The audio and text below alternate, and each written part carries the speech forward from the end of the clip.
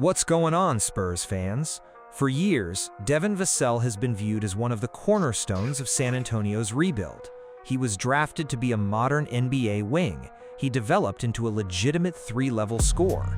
He earned a long-term contract from the organization, and for a while, many believed he would become Victor Wembanyama's co-star. But fast forward to today, and the conversation has changed. The Spurs have added De'Aaron Fox. They drafted Dylan Harper. Stephon Castle looks ready for an even bigger role. Jaden Quaintance has arrived. Veterans like Tobias Harris are expected to command meaningful minutes. Suddenly, one question has become impossible to ignore. Where exactly does Devin Vassell fit? Is he still an essential piece of the Spurs' future? Or is he slowly becoming the player who gets squeezed out as San Antonio's young core continues to grow? Today, we're taking a deep dive into Vassell's projected role for next season, why he's still incredibly valuable, where the concerns lie, and whether he remains a long-term fit alongside Victor Wembanyama. Let's get into it. Who is Devin Vassell today? Before we start talking about trades or reduced roles, let's remember something. Devin Vassell is still a very good NBA player. He's one of the better shot creators on this roster. He's capable of scoring from all three levels. He's improved tremendously since entering the league. Coming out of Florida State, Vassell was viewed primarily as a 3-and-D prospect. Now, he's developed a polished offensive package. He can attack closeouts, create off the dribble, pull up from mid-range, hit difficult step-back jumpers, shoot efficiently from deep.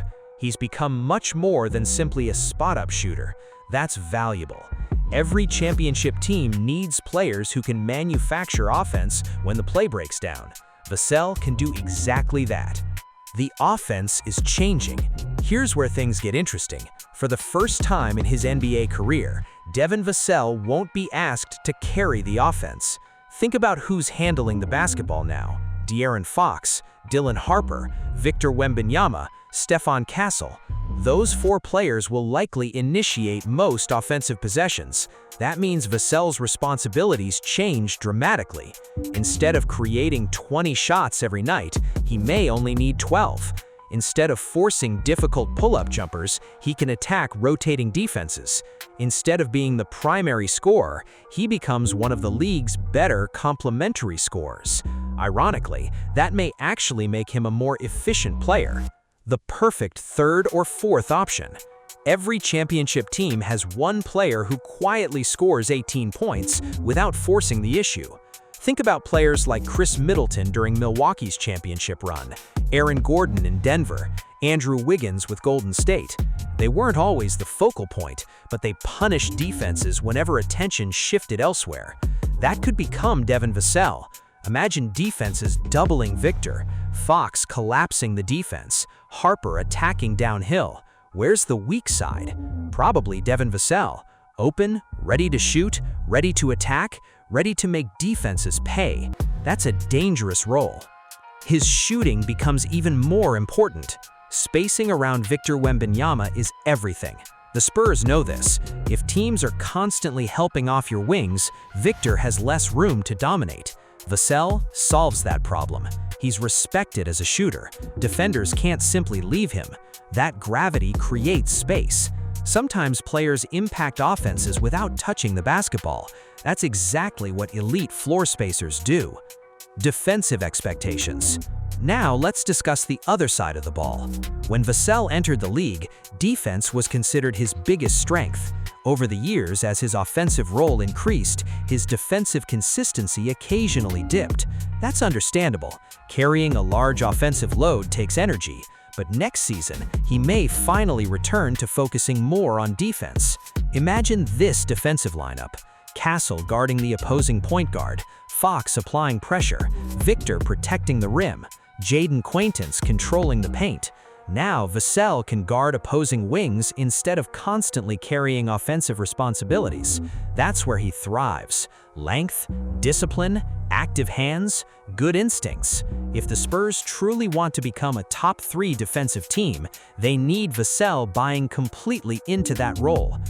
The biggest threat to his role. Here's the uncomfortable conversation. The Spurs suddenly have a crowded rotation. Let's look at the wings. Stephon Castle, Devin Vassell, Tobias Harris, Keldon Johnson, Harrison Barnes, Malik Brown. Jaden Quaintance can also spend time at forward in bigger lineups. Minutes won't be easy to find, especially once Dylan Harper becomes a full-time starter. Somebody is going to lose touches, somebody is going to sacrifice. The question becomes, will Vassell embrace that? Is Dylan Harper changing everything? Dylan Harper changes the equation more than anyone. Why? Because Harper projects as another high-usage offensive player. He wants the basketball. He attacks the paint. He creates offense. If Harper develops quickly, the Spurs' offense naturally shifts towards him, not because Vassell is worse, because Harper possesses superstar upside. That means Vassell transitions further into an off-ball role. Again, that isn't necessarily a bad thing. Sometimes less responsibility creates better basketball. What about Stephon Castle? Castle might be the biggest reason people wonder about Vassell's future. Castle plays winning basketball. He's improving offensively. His defense is already outstanding.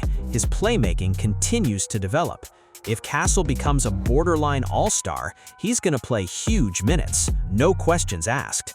That could mean Vassell slides from the clear-cut second option to perhaps the fourth option. Again, that's not an insult. It's simply a reflection of how talented this roster has become. Can the Spurs afford everyone?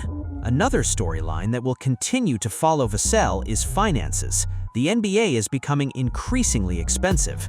Victor Wembanyama will eventually receive one of the largest contracts in NBA history. Harper could command a major extension if he develops into a star. Castle may also earn a significant payday. Keeping everyone together won't be easy. That means front offices constantly evaluate value.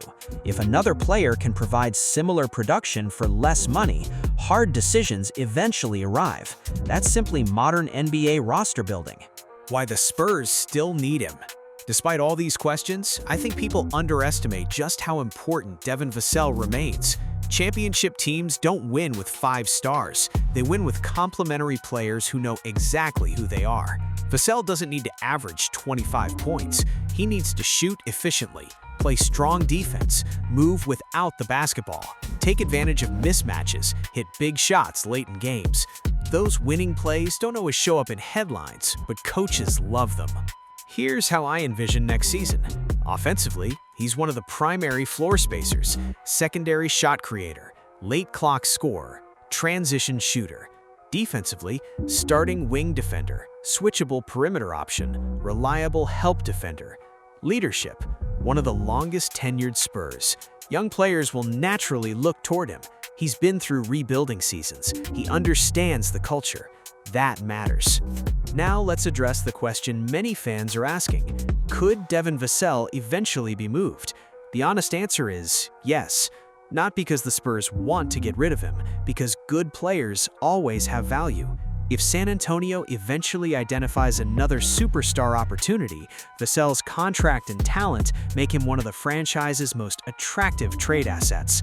That's simply reality. Every contender eventually reaches that crossroads.